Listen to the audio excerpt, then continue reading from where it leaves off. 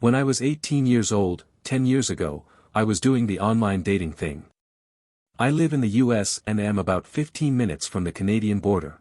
My date and I went to Canada together on a first date because I couldn't drink in the US but could in Canada, and we wanted to go to a bar/casino. He picked me up in his little sports car and we rode together through the border crossing and to the casino. We played some games and had some drinks and were having a decent time.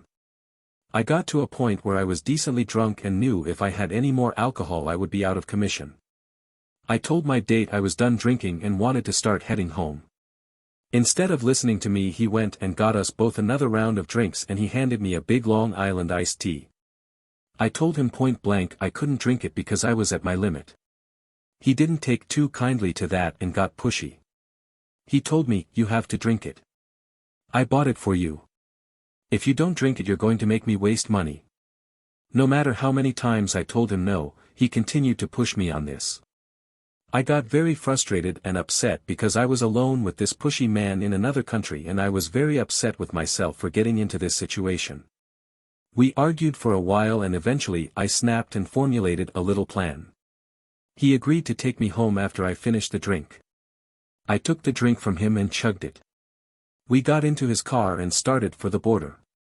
It's important to note that this guy was very proud of his car. He spent the whole drive to the border telling me about all the features and how much he loved it.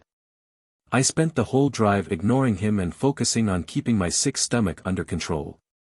My goal was to make it through the border crossing at least, which was proving pretty difficult.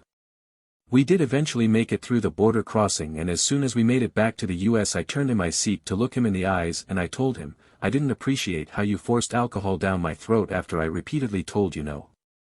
I know my limits and you ignored and disrespected me." I said I couldn't drink more for a reason.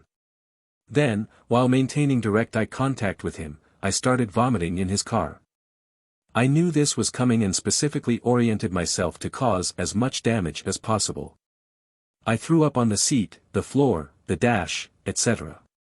He was freaking out and I just started crying and telling him this was his fault and he could either take me home or let me out of the car now, but I will call the police if he doesn't proceed with one of the two options. He dropped me off at home and I never saw him again.